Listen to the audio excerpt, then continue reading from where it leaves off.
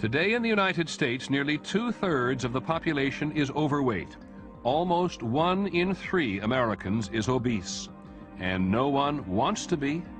Americans want to be thinner, and yet old and young Americans are getting fatter and fatter and fatter.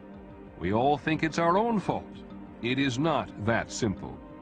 The food industry is also at fault. We're besieged. Wherever we go, we're encouraged to eat junk food. And the government is at fault. We have government policies that promote overeating from the beginning to the end of the food chain. Tonight, we will tell you how the government and the food industry have helped to make America fat. Now, we know that blaming the government because so many people are overweight, way overweight in many cases, will be rejected by those who say that personal health and well-being are a matter of personal responsibility. We were inclined to that point of view. But this project has proved to us that the processed food industry and the government know full well what is happening, and they are making a bad situation worse.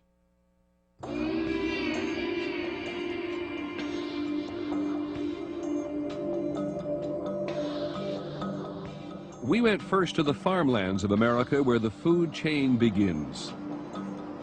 During the harvest season here, fertile soil and hard work pay off with an agricultural abundance that feeds the nation and the world.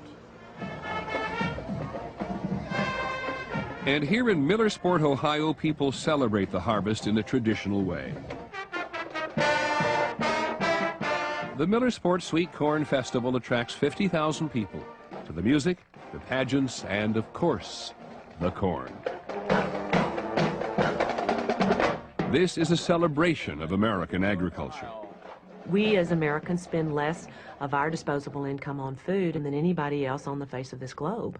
And it's because our farmers are very efficient. They've worked with their government to be able to not only be efficient and effective in what they do, but also produce an incredible product. It's the first time in mankind's history that you haven't have to worry about food. We're the envy of the world in our agricultural system. But the story of American agriculture is also one of unintended consequences. Today, American farmers produce for domestic consumption vastly more food than America needs, nearly twice as much. And the more food we grow, the more we eat. Abundance has become the enemy. When I first started studying nutrition, it never occurred to me that I didn't need to know anything at all about agriculture. Now I see it as the basis of everything having to do with nutrition. If you want to understand why people eat the way they do, you need to understand the way agriculture works in this country. To begin with, agriculture works in America through farm subsidies. During the Depression in the 1930s, government began subsidizing farmers to save them from financial ruin.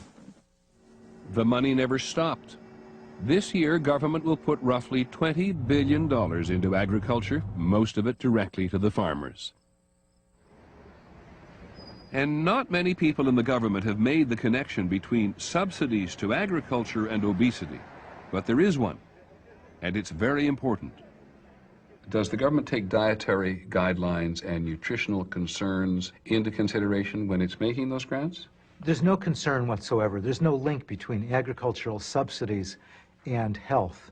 In fact, we've been trying to find analyses of what is the health impact of the farm subsidies. We can't find a single study. Congress, the administration, is handing out these subsidies without knowing what is the ultimate impact on their constituents, the American public.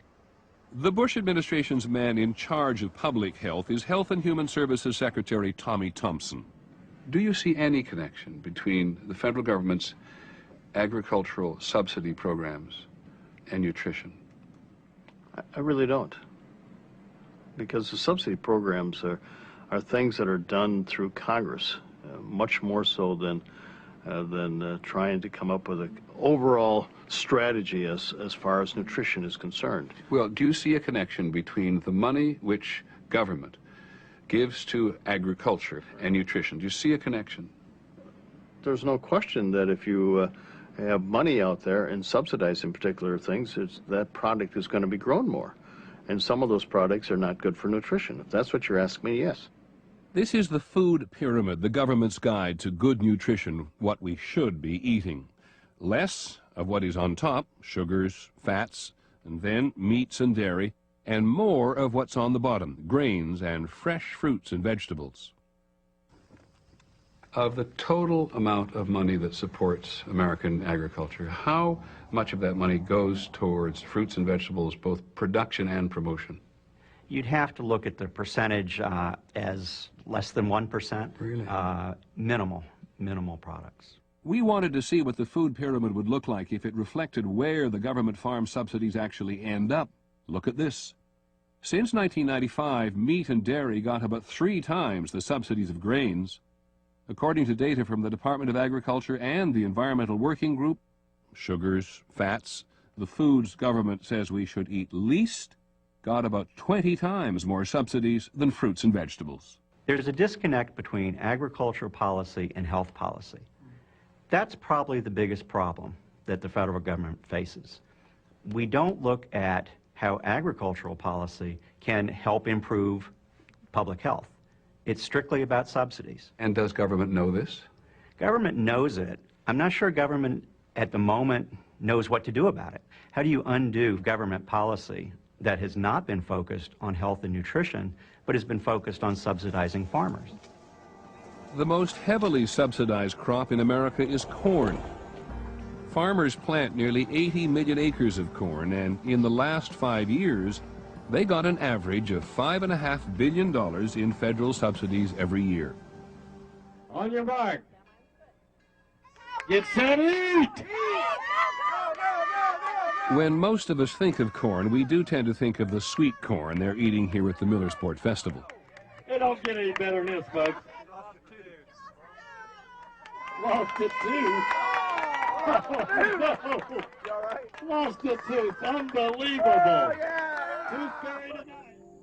But there is another way to think of corn, not as corn on the cob, but as cheap raw material for the giant food industry. The vast majority of corn is feed corn. It's fed to chickens, hogs, and especially cattle. That corn helps these animals grow faster, fatter, and holds down the costs of meat. That encourages Americans to eat more meat. Of course, beef cattle were never intended to eat corn, and so they have to be given all sorts of antibiotics to keep them healthy. Subsidized corn is everywhere. The whole food system has been, as someone said, cornified. Corn is processed and put into thousands of products that Americans use every day. There you go. Enjoy the show. If you want to see more directly how farm subsidies can lead to obesity, there is no better place than your local theater. The popcorn you eat here is made with subsidized corn. One large popcorn? Sure, no problem. The popcorn is so inexpensive that the bag it comes in costs more than the popcorn. That's why you can buy the mega size for just a few pennies more. The oil they cook it in is subsidized too, and so is the oil they put on top. That is not usually butter, but subsidized vegetable oil. And there's corn in the soda, a corn-derived sweetener called high fructose corn syrup.